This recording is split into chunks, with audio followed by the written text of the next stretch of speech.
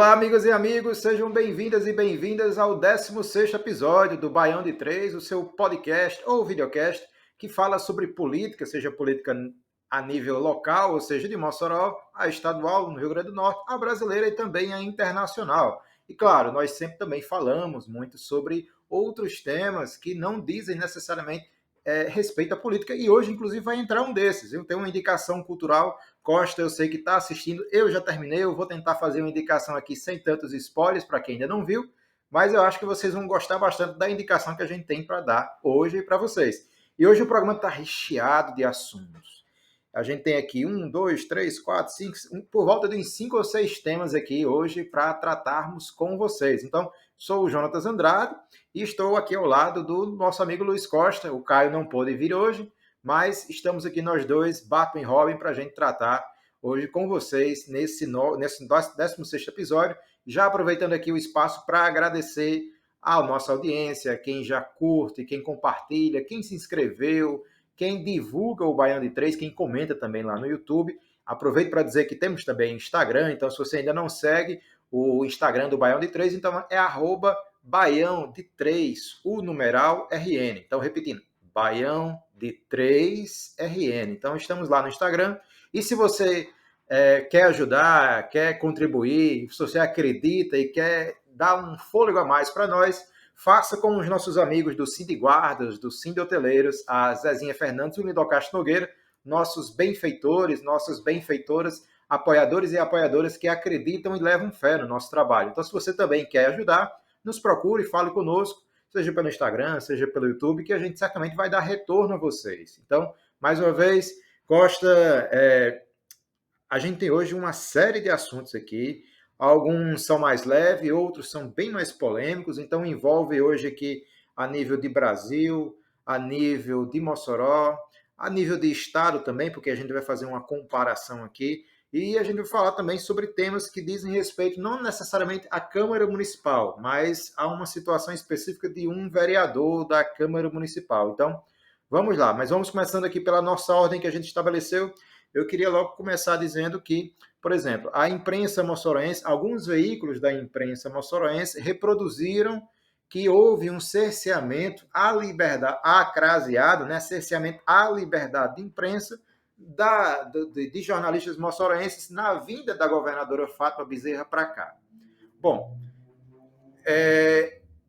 por experiência, a gente sabe que quando algo é feito, se vai haver uma inauguração, se vai haver a abertura de algo, normalmente as perguntas dizem respeito àquela coisa que está sendo inaugurada, que vai ser aberta, enfim, que vai ser exposta ao público. Tudo bem, o jornalista pode, mediante isso, encaixar uma outra pergunta, não vejo problema. A questão que a gente quer colocar aqui para vocês é o seguinte, que na reclamação de parte da imprensa moçoroense de que houve cerceamento à liberdade de imprensa, os jornalistas que estão denunciando esse cerceamento, parece que eles fingem que isso não acontece também em terras moçoroenses.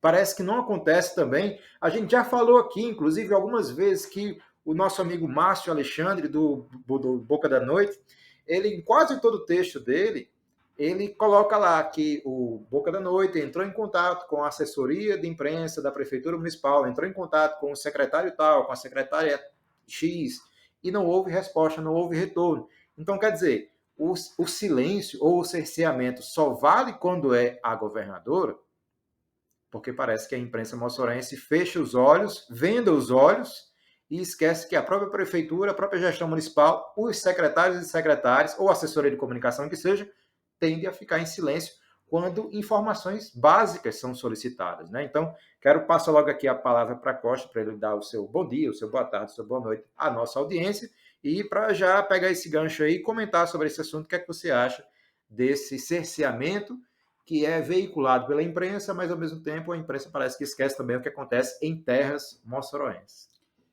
Então, Juntas, mais uma vez eu digo, né, bom dia para quem está acompanhando o programa quando a gente coloca no ar, boa tarde, boa noite para quem assiste em outros momentos. Faz um tempo que eu tenho notado assim, o comportamento da imprensa moçoroense um pouco, entre aspas, estranhos, né? As pautas que são abordadas, a maneira que se aborda essas pautas, até a voz quando se dá, no caso de uma rádio, né? A voz que se dá aos ouvintes parece também que é algo escolhido, e isso soa um pouco estranho.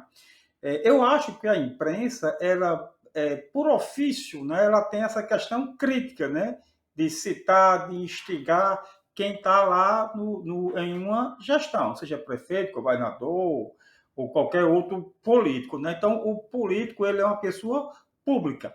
Porém, tem momentos que você precisa saber lidar com essa questão crítica. Vou aqui citar o exemplo. Se eu vou entrevistar, né, um treinador de futebol, eu não posso perguntar, aliás, até posso, né? Eu não devo perguntar a ele o que ele está achando da gestão de Alisson. Ele vai dizer, meu amigo, o que eu vou fazer, como é que está o meu time. Então, isso às vezes que ocorre. Agora, realmente, a gente percebe um silêncio assim muito grande por parte da imprensa moçoroense, em sua maioria, com raras exceções, né, nas notícias locais, né? Em vários locais, a gente vê aí várias denúncias, várias situações que são, no mínimo, estranhas, e a gente não sente essa repercussão na imprensa. Vou citar aqui dois exemplos, né? Vou pegar dois espaços em Mossoró que estão extremamente mal cuidados. A rodoviária, aqui, que realmente é lamentável o estado que se encontra a rodoviária, e o nosso Nogueirão. Eu digo, nossa, que eu sou um esportista, gosto muito. Quando você liga o rádio, falando sobre a rodoviária do começo ao fim. Se deve falar da rodoviária, sim. Tem que abordar a situação da rodoviária. Eu acho que precisaria uma revitalização. O governo do estado precisa, sim, ter um olhar diferente para aquele espaço que já vem sendo maltratado há muito tempo. O Nogueirão, igualmente, com um detalhe.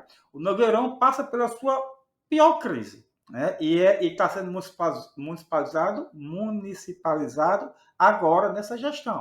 O Nogueirão era melhor cuidado, mais bem cuidado quando era da Liga, com menos recursos, do que agora sob o cuidado da Prefeitura. Mas a gente não vê esse tema do Nogueirão ele repercutir com tanta ênfase como a gente vê a questão da rodoviária. Então, é essa parcialidade, essa escolha em que tema vai abordar, essa escolha em que tema vai ter uma cobrança mais firme, é que torna essa postura, essa opinião da imprensa um pouco, assim, no mínimo, suspeita.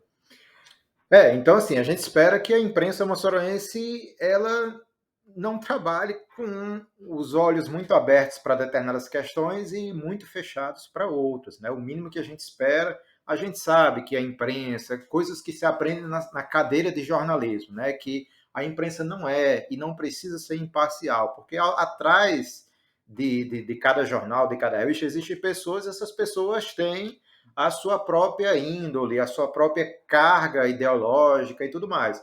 Claro que aí tem o editorial, quem assina, né, os editoriais, aí esse sim, o jornal, ele tenta ainda, mas aí são outras questões, não vamos nem entrar nesse caso. Mas a gente espera, no mínimo, que as coisas sejam noticiadas também quando dizem respeito ao outro lado. É o mínimo, é o básico, é o essencial, é o primordial de uma imprensa que quer ser bem vista aos olhos da população. Então, o trabalho jornalístico é extremamente importante, é essencial.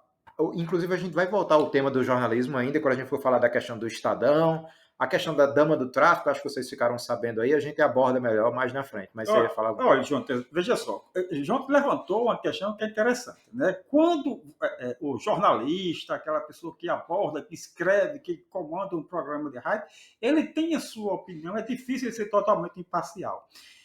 E não precisa esconder que nós aqui do Baião de Três, os três tem essa tendência de esquerda. Mas nós já falamos da rodoviária, citamos aqui, nos nossos primeiros programas, nós tocamos muito na questão da falta d'água. Caio bateu duro aqui na CAERN. Recentemente, Caio Muniz falou aqui sobre o edital de cultura, elogiou da prefeitura, criticou o do Estado. Então, a questão é o seguinte, eu tenho essa minha ideologia de esquerda. Agora, eu tenho que ter isso baseado na minha concepção, no que eu acredito, né? Então, assim, é lógico que, assim, se eu tenho essa concepção de esquerda, eu vou ver mais qualidades de um governo de esquerda, né? O que eu não posso é fechar os olhos para os problemas de um governo de esquerda e só atacar um governo de direita ou um governo, sei lá, enfim. Então, eu preciso ter esse senso, né, nas minhas opiniões. E a gente aqui do Baião de Três procura, né, fazer isso sem negar, é claro, esse viés de esquerda. E somos três vozes que estão aqui dando sua opinião, sempre embasada, e com todo cuidado também para não ferir nenhum preceito, enfim, humano, social, jornalístico, cultural, que seja. Né? Então a gente tenta fazer um trabalho sério, ainda que com poucas condições, mas a gente tenta fazer algo muito sério aqui. Eu ia até pular para o assunto da denúncia do... Talvez se fosse com mais... Não, segue. Eu ia até pular aqui para a denúncia do vereador, mas como você trouxe a questão do Nogueirão, eu acho por bem engatar logo aqui, ao menos rapidamente, porque tem a ver com o assunto, a questão do Baraúna, né, o time de Mossoró. Acho que há uma semana e pouco atrás, né, o Mossoró venceu, o Mossoró Esporte Clube tinha vencido o Baraúna. É Baraúna mesmo, no singular, né? Não. É Baraúnas. Baraúnas no plural. No plural. Baraúnas no singular é a cidade. Perdão. Então, o Mossoró Esporte Clube tinha vencido o Baraúnas. Foi o jogo, foi 1-0? Foi 2-1. Diferença de um gol, 1-0, né? E tinha se sagrado, tinha ascendido aí, né? Aí a questão da divisão, eu confesso que eu não vou saber, mas eu sei que ascendeu aí sei, segunda divisão, da quarta divisão, uma coisa assim, né? Mais ou menos assim. Mas aí, hoje, por uma descoberta e um problema estatuário, o Mossoró Esporte Clube, né, o MEC, Mossoró Esporte Clube, perde o seu título e o Baraúnas sagra-se campeão, então, né, ascendendo dessa forma. Então, assim, uma reviravolta no esporte potiguar, no esporte moçoroense, e certamente você, como torcedor do Baraúnas, eu imagino que você esteja muito feliz, né, o Leão. Isso, justamente eu sou do Baraúnas, né? Sou só torcedor do Palmeiras. Ele disse que todo mundo é palmeirense. Primeiro lugar, viu, do Campeonato Brasileiro. Como é? Vai ser segue o líder, né? Palmeiras. Então, teve o campeonato da Série B do Campeonato Estadual do Rio Grande do Norte, na sua Série B, né? E estava ali Baraúnas, Laguna e Alecrim, né? E o MEC, esses quatro ali disputando. Depois o Alecrim ficou um pouquinho para trás, ficou Baraúnas, MEC e Laguna. Depois o Laguna ficou para trás e, enfim, teve um jogo entre Baraúnas e MEC que, apesar de ter sido um campeonato por pontos corridos, esse jogo foi praticamente uma decisão. O MEC venceu e ali ele matematicamente se sagrou campeão. A rodada seguinte foi só para cumprir tabela. Eis que surge uma bomba no estatuto do MEC, que em 2013 ele muda o estatuto para um clube amador. E não voltou esse estatuto, ele era profissional, em 2013 muda para o clube amador e não voltou para o profissional para disputar as competições profissionais. Eu, sinceramente, a minha condição de leigo, não entendo como é que ele consegue, mesmo assim, se inscrever na federação em um campeonato profissional. Mas é isso aí com a FNF, que ela se esquiva disso, diz que é função do clube, não é função dela. Mas, enfim, quer dizer que eu posso montar aqui um time do Sindserpo e ir lá e se inscrever no campeonato da Série B. Mas o Baraúnas não tem nada a ver com isso. O Mossoró, ele reconheceu, né, esse erro e assim a Baraúnas, né, foi já confirmado. O Mossoró reconheceu e nem por isso não vai recorrer. Eu acho que é uma decisão interessante, né, muito sábia e que precisa ser valorizada pelo Mossoró na pessoa de João Deon, porque se ele decide estender isso aí, iria comprometer até o campeonato estadual. Então, assim, Baraúnas tem uma grande torcida aqui em Mossoró nesse próximo ano, né? Teremos aí de volta, para mim, o melhor jogo do mundo, que é o Potiba. Eu não perco, já disse, se tiver um Potiba em Mossoró e tiver aqui Real Madrid e Barcelona decidindo a Champions League na televisão, eu vou assistir o Potiba, né? Então, estou com saudade de ver esse jogo. né? A gente até enxerga de uma maneira diferente. Eu passei 2 anos participando de um programa esportivo aqui em uma TV, a TV Estado Oeste, ao lado lá de David Fontes, Isaías, ao qual eu mando um abraço. Nesse período, a gente vê com os outros olhos mais a paixão do torcedor, Juntas. Essa não deixa. E o Potiba mexe. Então, assim, a gente lamenta o Mossoró ter perdido a vaga dessa forma, mas como nada é perfeito, assim, ter de volta esse clássico aqui que mexe com a cidade vai ser muito gostoso. E apesar da rivalidade, eu tenho certeza que o Potiguar, né, ele no fundo, não digo que lá o torcedor passional, mas no fundo, os dirigentes do Potiguar até gostam que o Baronas participe. Né? Sim, Que eu acho que sim. se movimenta mais. Traz mais gente ao estádio. Traz mais gente ao estádio, você valoriza o seu mercado, valoriza o seu produto. Né? O Potiba é o principal produto do futebol moçoroense, tá? E esse produto estava ausente desde 2019, se eu não estou enganado. Então, enfim, é isso. A diretoria do Baronas trabalhou muito bem na segunda divisão, ficou fora, é verdade, dentro de campo, mas fez um trabalho muito bem feito e futebol tem essas coisas, né? Mas, enfim, vamos lá, que Baraunas monte um bom time e faça frente ao Potiguar, que vem já aí há um tempo, já tem uma base, e agora é com a prefeitura para deixar o nosso estádio à altura desse clássico. Atualmente não está. Nogueirão hoje, né, se Baraunas e Potiguar tiverem bons resultados no início, se eles largarem bem, o Nogueirão, da forma que se encontra hoje, não tem condição de receber um Potiba. Né? Então, é isso. A gente espera que a prefeitura perceba, né, o que é realmente um Potiba e tenha um cuidado mínimo para que o Nogueirão volte a ser pelo menos uma sombra do que foi no passado recente. É isso. Então, torcer aí que a prefeitura possa trazer esse olhar e esse investimento para com o Nogueirão. Assim, a situação do Nogueirão não é fácil, a gente já denunciou nos primeiros programas, primeiro, acho, no segundo programa a gente já denunciou, fizemos mais denúncias. Também quando houve aquele xingamento da secretária, né, que a gente levantou aqui a pauta, enfim, foi algo lamentável. Mas então, parabéns ao Baraunas, né? O Potiguar que permanece, agora vai ter a honra de enfrentar o Baraunas, então ganha o torcedor moçoroense também, como ganharia certamente se o Mossoró Esporte Clube, né, o MEC, também tivesse podido ascender aí para disputar também uma divisão acima. Mas aí, boa sorte ao MEC, o Mossoró Esporte Clube também, para que ele possa em algum momento seguir esse processo aí de ascensão e de melhoria do seu quadro, do seu time, da sua equipe, e certamente trouxe olhares aí, angariou novos torcedores também. Essa quase ascensão dele aí, que é que chegou a acontecer, né? Ganhou o jogo, mas questão assim, ganhou em campo, mas perdeu uma questão administrativa, judicial, né? Mas aí em campo ganhou, né? Mas perdeu em relação à questão extra-campo, enfim. Costa, essa semana a gente ficou sabendo que um vereador da Câmara Municipal, ele foi alvo de uma denúncia no Ministério Público do Trabalho. Na verdade, já é um vereador que a gente tem acompanhado, a gente acompanha o trabalho dele, e é um vereador que, tentando colocar aqui as coisas de uma forma imparcial, né? A gente sabe que é um vereador que incomoda a gestão municipal, mas, por outro lado, tem surgido aí, de fato, algumas denúncias em relação a esse vereador.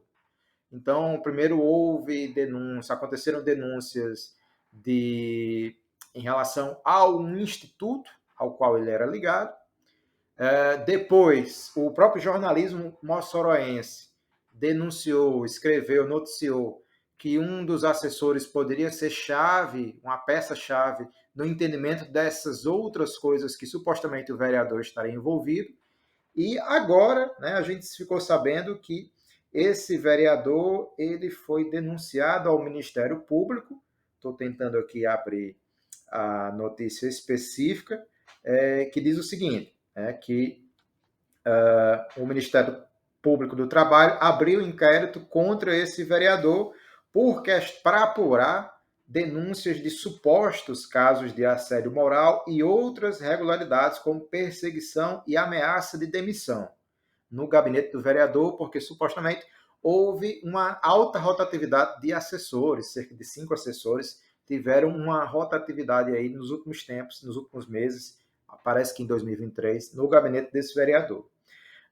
Isso envolve também a chefe de gabinete do vereador em questão. Bom, uma coisa é uma coisa, outra coisa é outra coisa. Né? Primeiro, eu acho que você concorda comigo que se de fato houver veracidade nessas denúncias, que elas sejam então apuradas e que hajam as devidas sanções, penalizações ao vereador ou a quem quer que seja que supostamente está praticando esses fatos. Né? Então, seja dentro do instituto, lá a qual ele fazia parte, ou ainda supostamente está ligado, mas aí eu creio que é afastado, pelo que a gente ficou sabendo. Isso é o que toda Mossoró ficou sabendo. Uma vez eu fui no supermercado e eu vi o pessoal do supermercado comentando assim, na fila sobre esse caso do instituto lá, no Instituto que cuida dos animais.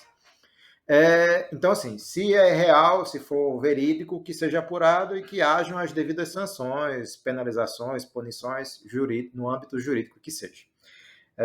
Mas aí, por outro lado, também a gente sabe que é um vereador que incomoda a gestão municipal, que também a gente ficou sabendo, eu acredito que a gente tem até falado em um programa aqui, um parente, um tio desse vereador está sendo colocado pela prefeitura para um postulante à cadeira de vereador em 2024, que está se aproximando, né? Então, basicamente, o ano político já começou, e esse tio, esse parente dele, é postulante para justamente enfrentar ele, se o vereador é ligado às causas identitárias, ao público LGBTQIA+, à população animal, o tio dele, por outro lado, ele segue uma linha conservadora, é pastor, né? E aí ele vai justamente em outra esfera, né? Em outro espectro político. Então, assim, é preciso se separar as coisas, né? Então, denúncia não é abertura de inquérito, não é sentença transitada e julgada. Denúncia é uma denúncia. Resta saber o que é que vai ser feito a partir dela e se ela, sendo verídica, o que é que vai acontecer. Né? Então, por enquanto, a gente não tem nada demais, é uma denúncia, mas aí, se for verdade, se for verídico, a gente espera que haja realmente as devidas punições em linhas jurídicas, no âmbito jurídico.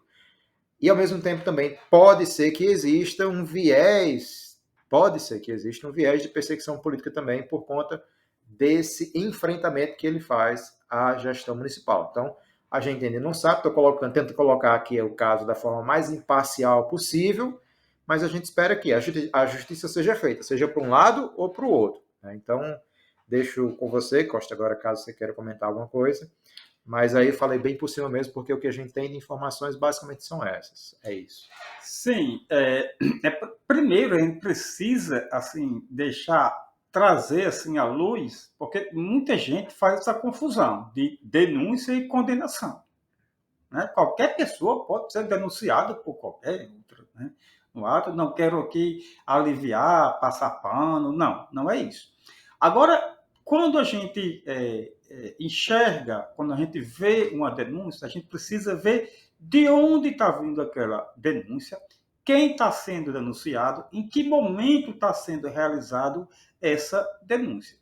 Então, se a gente tentar aqui juntar os pontos, vamos lá, vamos tentar fazer uma cronologia. Teve a questão lá do Instituto, né, onde houve esse rompimento com, né, o vereador, né, que é notadamente uma pessoa que tem essa causa. Ele não usou essa causa para ser vereador. Diga-se, não usou politicamente. É claro, né, que em sua campanha política, né, ele se coloca, isso aí a causa ajudou ele a capitalizar isso, votos, né? E é legítimo. Inclusive, eu não conhecia, quando eu vi que tinha sido eleito um vereador que tinha uma causa animal, é muito interessante. Precisamos aqui em Mossoró ter uma visão melhor para os animais. Pois são seres de direito, inclusive. Né? Isso, tem a questão do castramóvel, que é outro assunto, né? Não vamos comentar agora, senão a gente vai desviar.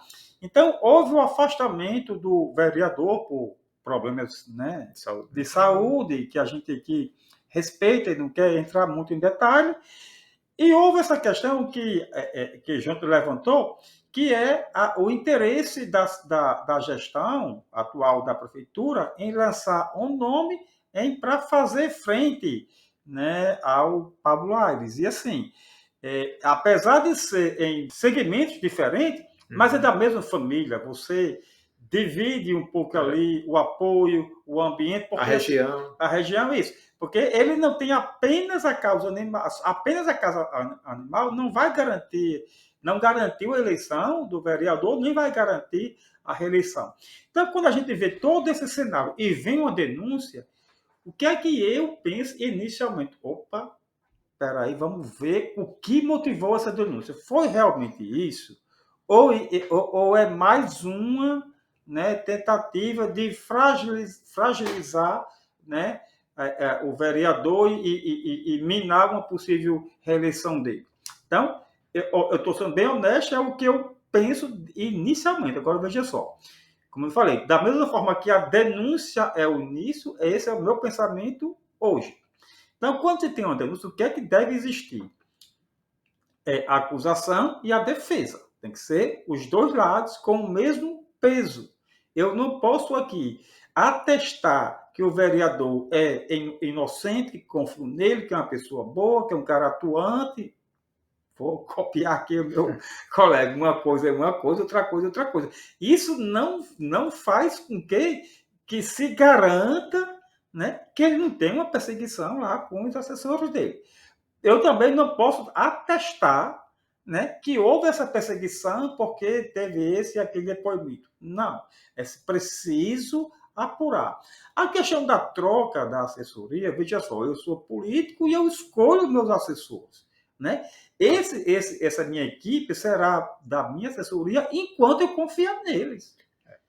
A partir do momento, se eu nomeei alguém hoje, se daqui a um mês eu perder a confiança nesse meu assessor, eu preciso trocar, seja de direita, de esquerda, de centro, seja quem for.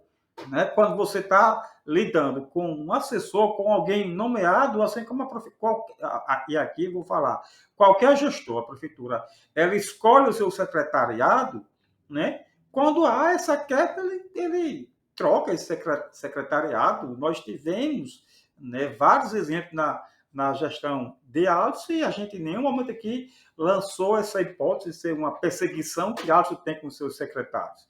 Né? Então, enfim, tudo é muito novo, tudo é está muito na base da suposição, da denúncia. É preciso que os fatos venham à tona, sejam investigados e aí sim, né, a gente ter uma certeza. Agora, assim, como eu não gosto muito de ficar em cima do muro, eu prefiro acreditar que Pablo Aires não tem essa conduta. Porém, fico com o pé atrás esperando o desenrolar dos acontecimentos. Tem um ditado russo que é... Eu vou tentar dizer de cabeça, que é russo. Mas você vai falar em russo ou em português? Proverai, droverai no proverai. Né?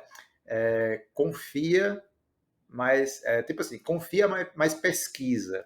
Né? Basicamente, confia desconfiando, desconfia confiando. Né? Droverai no proverai. Né? Então é basicamente isso. Rapaz, eu estou aqui com um cara que poliglota, né? Em russo, eu estou arrumado mesmo. Na edição desse programa, eu vou tentar colocar a legenda direitinho mas é basicamente isso. Acho que eu não vou ter errado, mas é basicamente droverai no proverai, né? Confie, mas vá atrás, mas pesquise, né? Enfim. E lembrando ainda, viu, Costa, que o vereador ele já foi ou já é alvo de perseguição política, seja por conta do Instituto, seja por conta dessa questão da assessoria, né? E também já foi alvo, inclusive assim, com quebra de decoro por parte de quem o agrediu verbalmente na própria Câmara Municipal por conta da orientação sexual dele. Isso. E não foi uma vez, não foram duas vezes, né? Tem várias vezes, né? A gente não pode nem citar os temas aqui, porque arrisca o YouTube dar um strike, né? Que é derrubar aqui o alcance ou derrubar o próprio episódio quando for ao ar. Mas aí o vereador já foi xingado lá dentro, né? Um dos fatos que a gente pode dizer, que a gente colocou aqui, é que um vereador da base, né? Um dos pitbulls do prefeito na Câmara Municipal, aquele que mais se exaspera, que bate, né? Que grita, enfim, faz aquela pose toda. Ele disse que o vereador, por ser gay, né? Por ser homossexual, ele não pode ter filhos. Então, assim, mostrando um Não faz filhos, não né? faz, mostrando desconhecimento. Não vamos nem entrar nisso aí, porque a gente já falou um programa sobre isso, né? Mas aí Já perdeu a aula de biologia. mostra um desconhecimento geral, assim, de muita coisa, né? Então,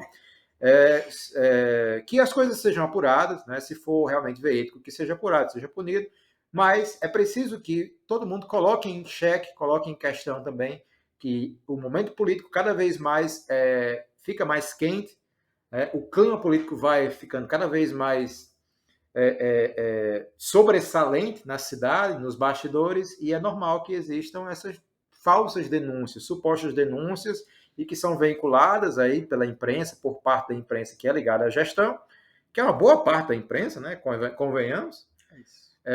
Mas aí a gente está tentando colocar as coisas, não vou nem dizer pingo nos is, porque pingo nos is é um programa, é um programa um programa da direita, né? Mas a gente está tentando colocar os fatos aqui da forma mais assim, pontual e colocando realmente o que está por trás de cada uma dessas coisas, dos fatos que a gente coloca. Então, falando aí, a gente está falando do contexto político, né? A gente já falou sobre a questão da imprensa moçoroense, a gente já falou sobre a denúncia agora do vereador, falamos sobre a questão do Baraunas, né, do MEC, Mossoró Esporte Clube. Inclusive, deixa eu só fazer aqui um comentário interessante. Tem muita gente que tem essa dúvida, Baraúna ou Baraunas, né?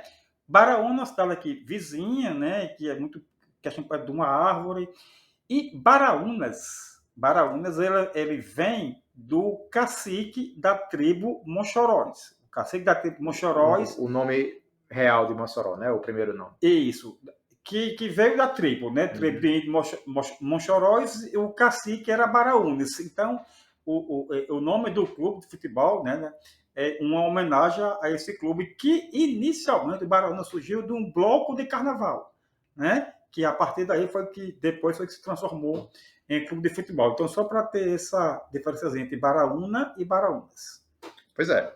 E aí, estendendo agora o contexto político para uma região mais central, aos mandos e desmandos do Brasil, de Brasília, do governo federal, está tendo aí uma celeuma recente, bem recente mesmo, coisa de 2 dias atrás, teve aquela PEC, né, que limitava os poderes do STF e, ao que tudo indicava até então, a PEC não passaria. Só que aí um voto decisivo veio do governo federal, que foi do Jacques Wagner, né? Histórico petista e tudo mais, que além dele votar, ou seja, não dele votar favorável à PEC, na verdade, que cerceia, né, que limita os poderes do STF, entende-se que ele arrastou com ele mais 3 ou 4 votos que poderiam também ter mudado a história dessa PEC, dessa votação. E com isso o governo Lula entrou aí numa espiral de problemas, porque não esperava-se que justamente um partidário, ou seja, um petista histórico, votasse para que essa PEC fosse aprovada. Com isso, aí as coisas que surgem no Brasil desde sempre. A imprensa começa a soltar algumas coisas, segundo o que a imprensa soltou e já está soltando, parece que o STF está extremamente chateado com o governo Lula, e pedindo a cabeça de Jacques Wagner. Lembramos o seguinte, o STF ele foi decisivo, principalmente aí nas eleições de 2022, assim, o papel de Alexandre de Moraes assim, foi histórico, né? Ele saiu de um ministro que era cortador à base de facão dos pés de maconha, a mando de Michel Temer, né? Aquela foto histórica dele cortando a facão, né? Com o facão, os pés de maconha, a mando do Michel Temer, quando ele era o Moro do Michel Temer, né? O ministro da Justiça, no caso, do Michel Temer, ou o Flávio Dino do Michel Temer, e ele saiu desse espaço, né, temerário de Temer, e parece que mudou totalmente a figura do Alexandre de Moraes, e ele realmente foi essencial para que as eleições de 2022, para que não necessariamente a vitória de Lula, mas essencial mesmo as eleições de 2022, para que o Brasil não descambasse em um ingoverno, em um desgoverno, em um processo incivil. Então, o Alexandre de Moraes foi essencial nesse sentido. E o STF começou logo assim, o próprio Carluxo, né, o Carlos Bolsonaro, naquela época ele dizia, né, teve aquela famosa frase dele que ele dizia que vai levar um Jeep, um Jeep, 2 soldados para...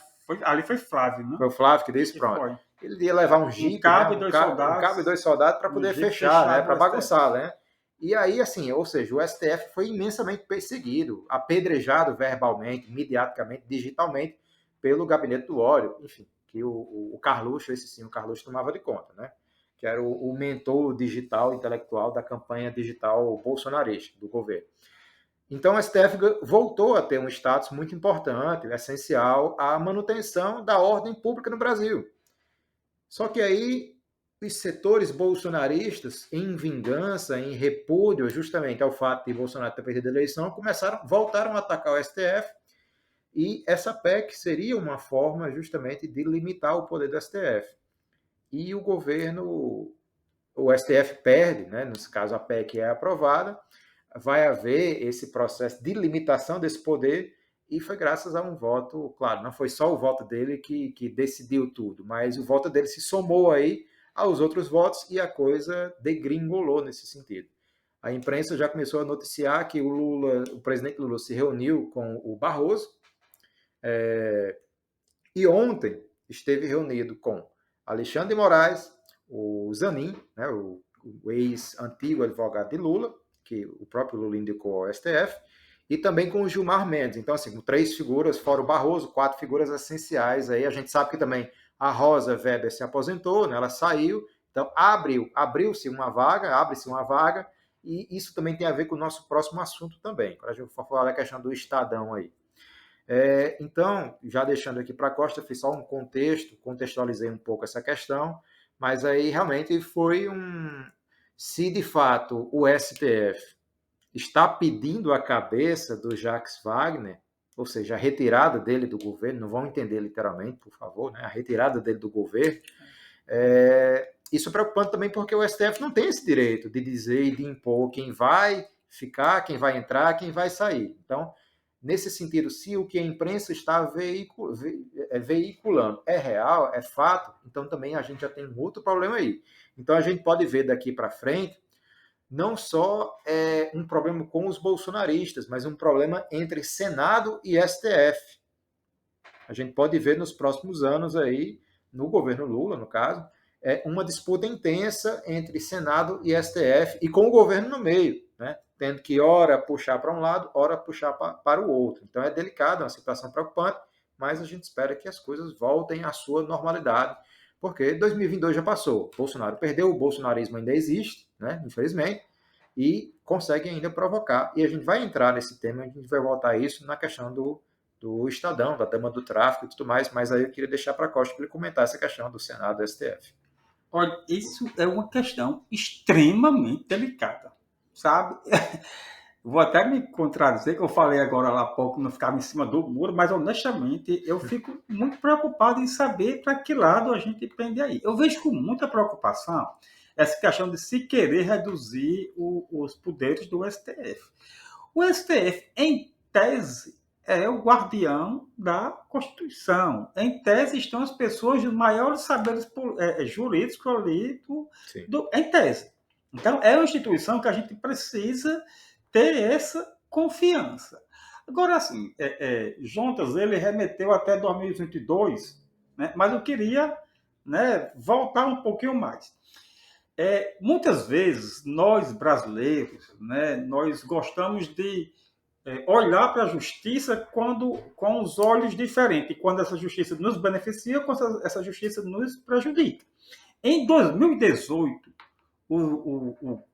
o campo ali bolsonarista viu o STF como assim a menina dos olhos, que era um órgão perfeito. O STF, naquela época, ele barrou a nomeação de Lula, né, quando Lula foi nomeado ali primeiro-ministro de Dilma, e aquilo ali teria travado a investigação, né, ele ganharia um foro, foi aplaudido por isso.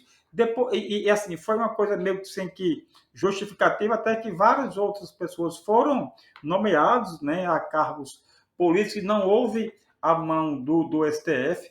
Em 2018, o STF e o TSE assistiram passivamente uma gama de fake news. Foi algo assim que ficou muito nítido, que assim pesou muito para a eleição de Bolsonaro em 2018. Então, enfim, com todas essas medidas, essas decisões do STF, o bolsonarismo olhava o STF como, né, perfeito, muito bom, é o guardião da Constituição, tem que fazer isso mesmo, tem que ser duro. Por quê?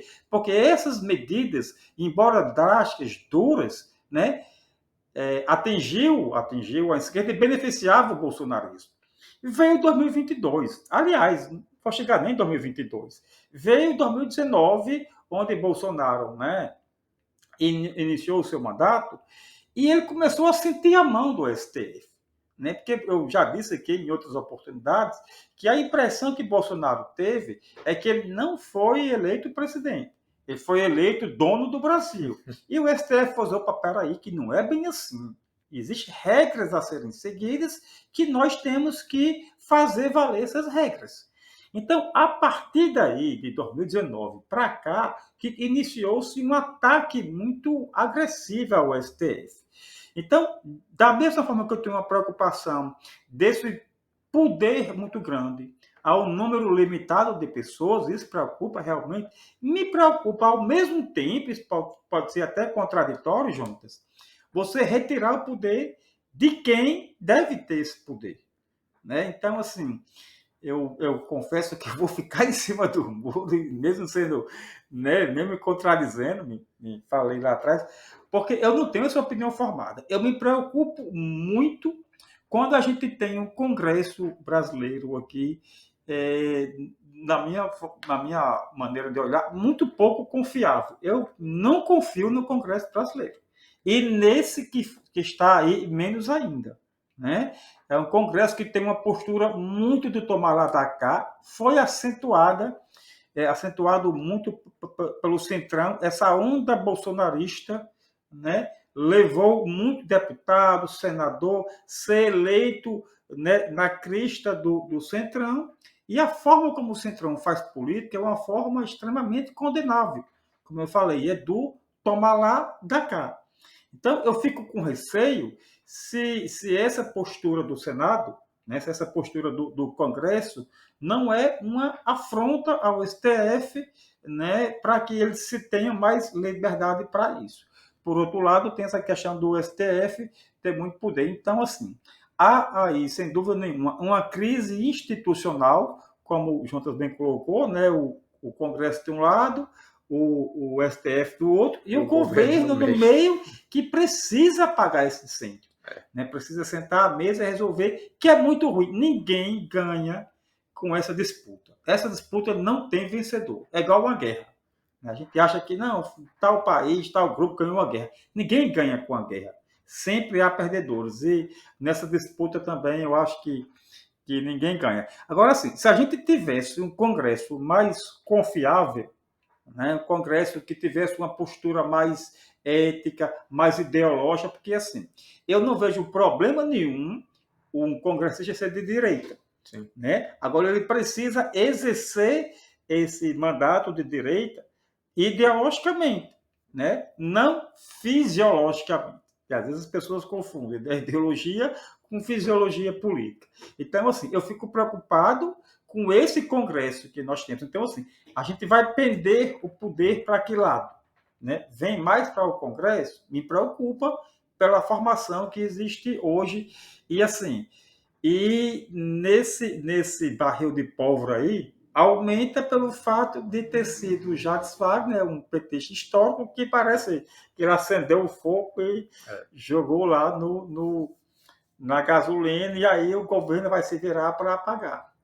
Bom, e se essa trama STF-Senado já não fosse forte e quente o suficiente, a gente vai agora incluir mais um fato aí, mais um elemento importantíssimo.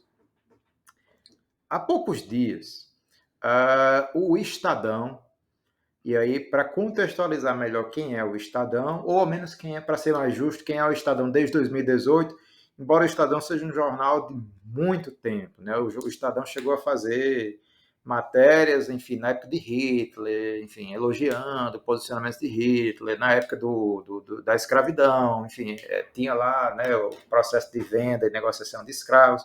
Mas eu quero focar só em 2018. Para quem não lembra, às vésperas da eleição de 2018, o Estadão produziu aquela matéria infame em que a matéria perguntava, a matéria dizia, né, uma escolha muito difícil. Aquela matéria bem famosa, colocava Lula de um lado, Bolsonaro do outro, às vésperas da eleição, e tentou igualar ambos e perguntava, aliás, dizia, uma escolha muito difícil, né? E aí a gente sabe o que aconteceu, o Bolsonaro ganhou, e a gente sabe mais ainda o que aconteceu com o Brasil após a vitória de Bolsonaro, né? Todo o descarrilhamento do Brasil, tudo o que aconteceu, que, enfim, se a gente for passar, a gente merece 10 programas, uma série de programas só sobre o que aconteceu durante o governo Bolsonaro.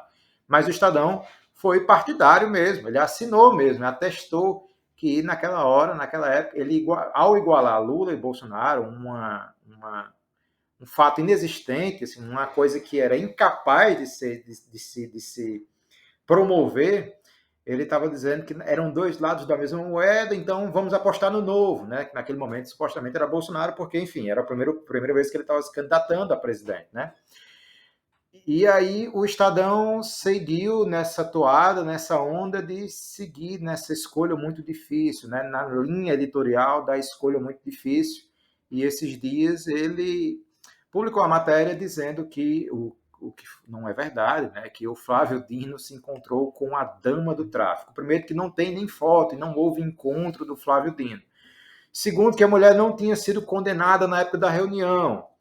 E terceiro, entre outras coisas, um dos editores, um dos jornalistas do Estadão, confessou e depois apagou lá no Twitter para a jornalista Sinara Menezes, que eu acho que era aquela jornalista de um blog muito antigo, na época do primeiro e segundo governo Lula, acho que era.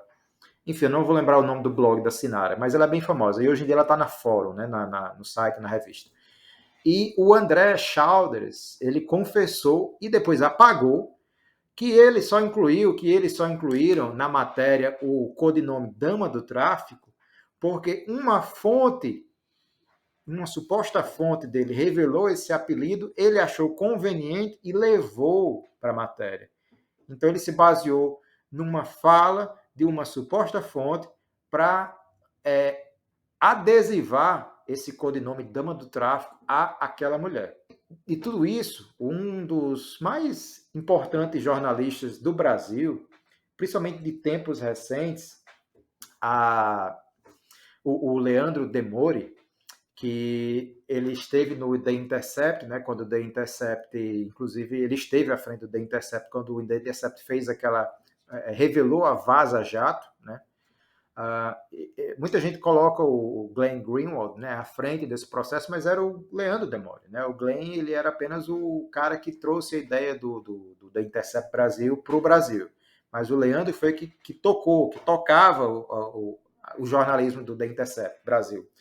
E o Demore fez uma investigação e tudo mais. O Brasil 247, assim, eu nem sou favorável a determinados aceitar tudo que vem também do jornalismo da esquerda independente, né? O Brasil 247, por exemplo, não é um jornalismo que eu particularmente eu coaduno, eu costumo ler. A Fórum eu já sou mais favorável. Mas o Brasil 247 revelou um furo aí que houve de fato uma denúncia ao Ministério Público do Trabalho.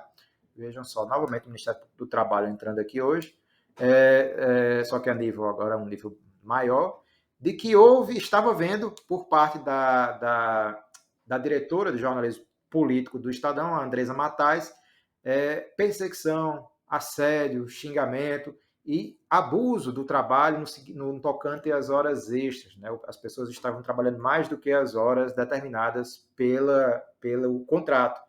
E a denúncia chegou ao Ministério Público, foram aparentemente 3 denúncias. Depois o Estadão lançou nota, a equipe de jornalistas do Estadão lançou nota, desmentindo que há isso tudo aí. Mas é muito fácil, né, você desmentir quando, na verdade, está ocorrendo outro processo com o Estadão. Para quem não sabe, o Estadão, há pouco tempo, um político do Novo, né, milionário, o Dávila, ele revelou que há conversas, inclusive com o Abílio Diniz, que é sogro dele, dono do Pão de Açúcar, para comprar o Estadão. E não é só comprar o Estadão, não. É comprar a Jovem Pan, o Brasil Paralelo, a Revista Oeste e o Estadão. 4 organismos que hoje em dia facilmente você consegue dizer que servem à direita. Ou, no caso do Brasil Paralelo, que sou da Revista Oeste, da Jovem Pan também, basicamente até do Estadão, que servem ou serviram à extrema-direita também. Então, o Dávila ele foi bem sincero, inclusive tem vídeo disso aí. Eu posso até colocar um vídeo, eu vou colocar quando a gente lançar o programa, eu vou colocar ao vivo, eu vou colocar o vídeo para vocês verem o Dávila dizendo que ele quer fazer uma espécie de algo que o Rupert Murdoch fez lá nos Estados Unidos, quando ele, o Murdoch ele adquiriu a HarperCollins, a editora, a Fox News, a Fox Corporation, né, a empresa de cinema, a Fox News também, canal de notícias, e com isso ele fez um conglomerado de imprensa, de jornalismo, enfim, poderosíssimo, que ditava as regras do que acontecia ou não acontecia no jornalismo norte-americano. Então ele abre o jogo e disse que quer fazer igual aqui, com o Brasil Paralelo, com a Jovem Pan, com a Revista Oeste e com o Estadão. Então, o Estadão está, talvez, às portas, às vésperas de ser comprado.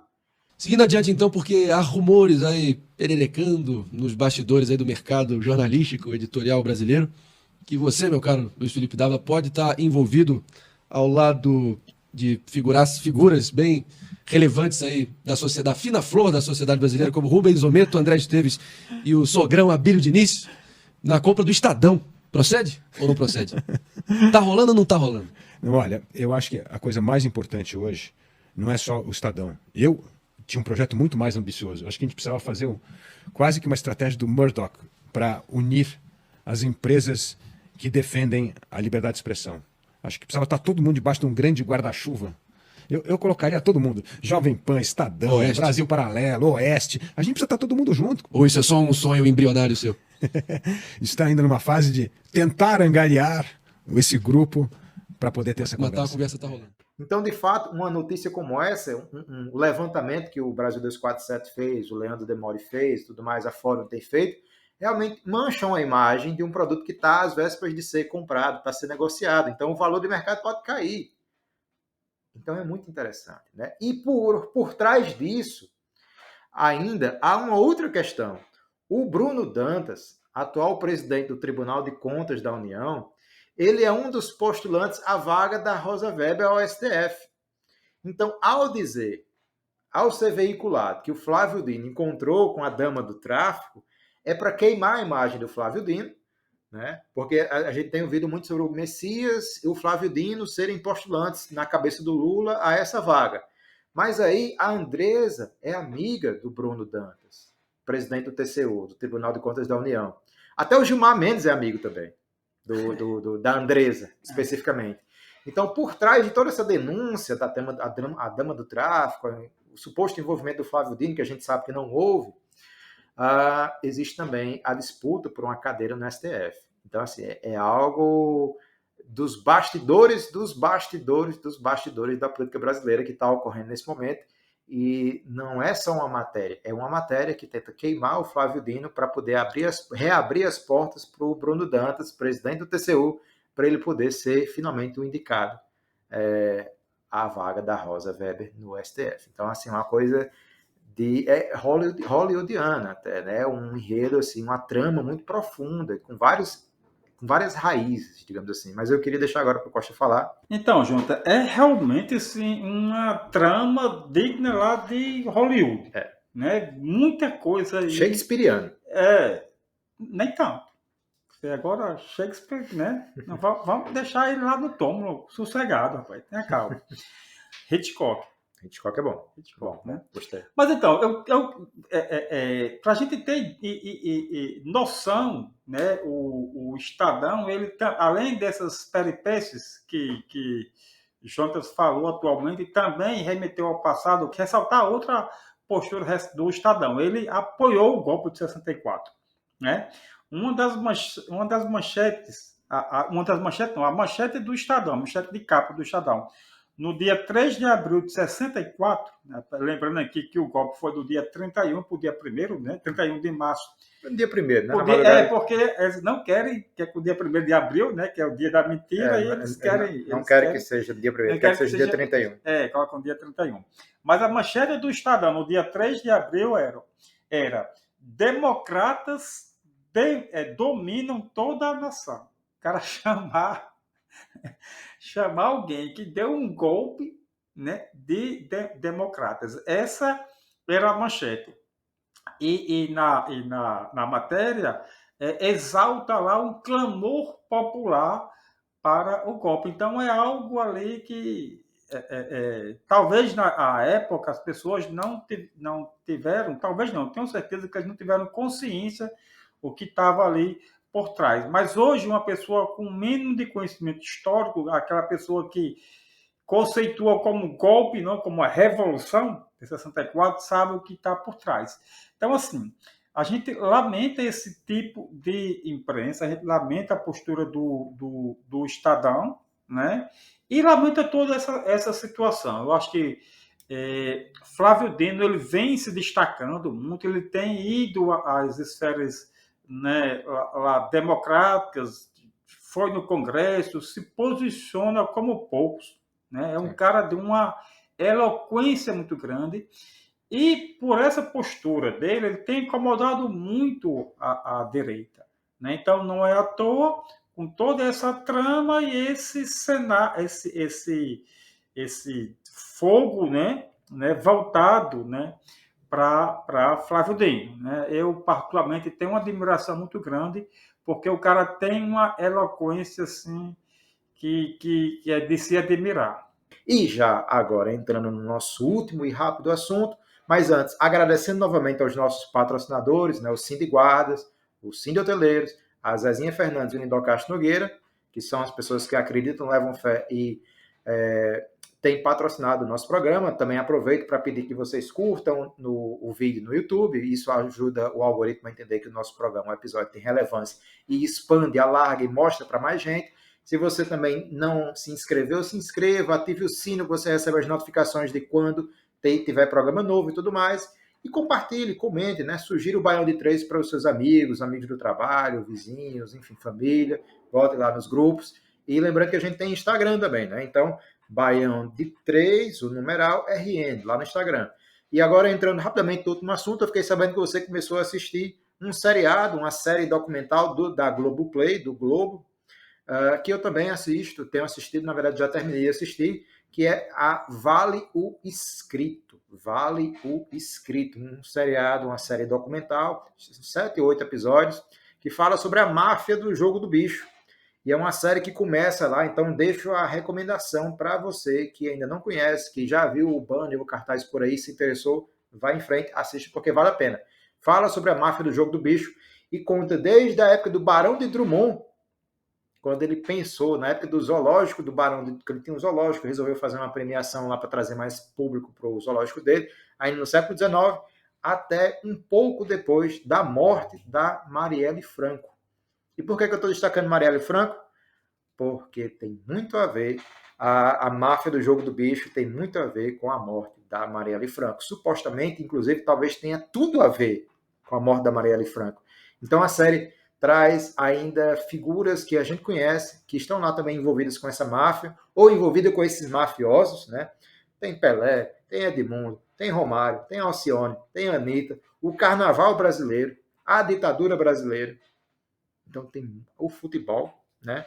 O Bangu até hoje tem um símbolo lá do castor, porque é em homenagem ao seu patrono, né? O Castor de Andrade, que é um dos famosos bicheiros que o Rio de Janeiro teve. Então, a série, em 7 ou 8 episódios, ela faz um mapeamento de mais de 100 anos da história do jogo do bicho no Rio de Janeiro e o que aconteceu, o que tem acontecido e por que o Rio de Janeiro é assim, inclusive.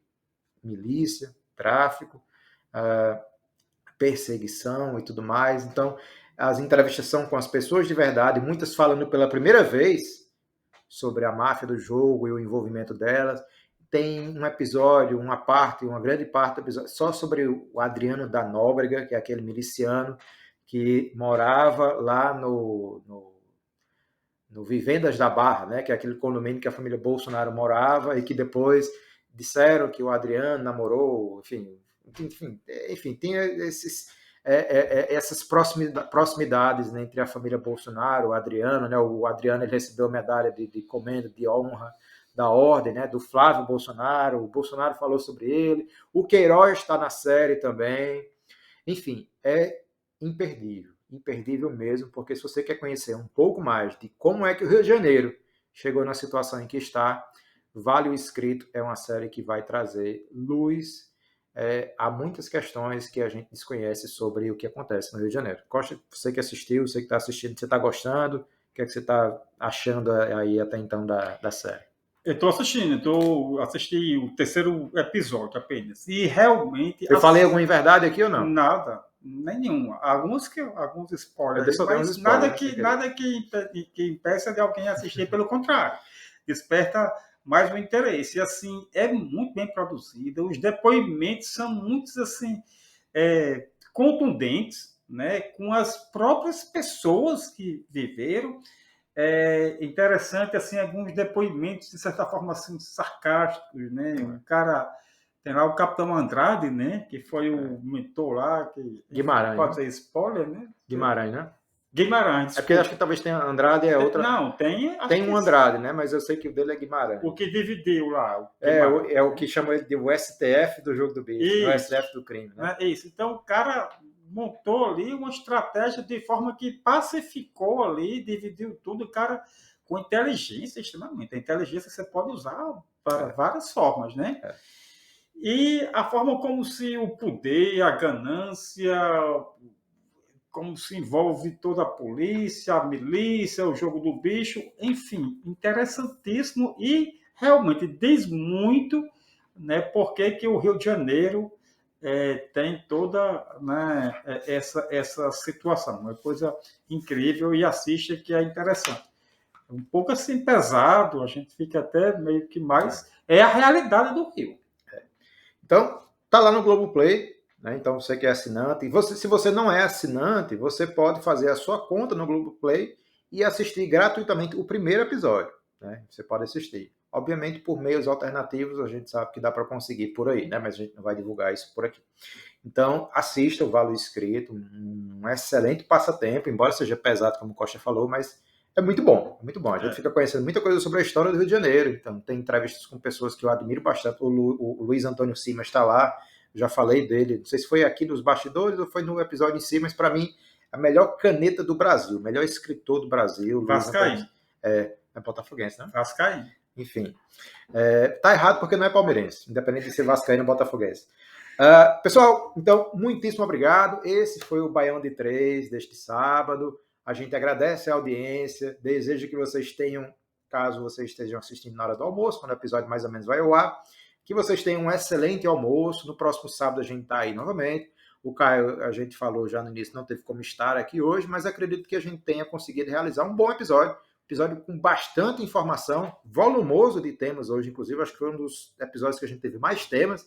Reforço o agradecimento, o pedido para vocês se inscreverem, curtirem, seguirem o Instagram e, se quiserem patrocinar, ajudar, nos procurem. Então, sou o Jonatas Andrade, estou aqui ao lado do meu amigo Luiz Costa e esse foi o 16º episódio do Baião de 3. Então, até mais, falou, valeu, tchau.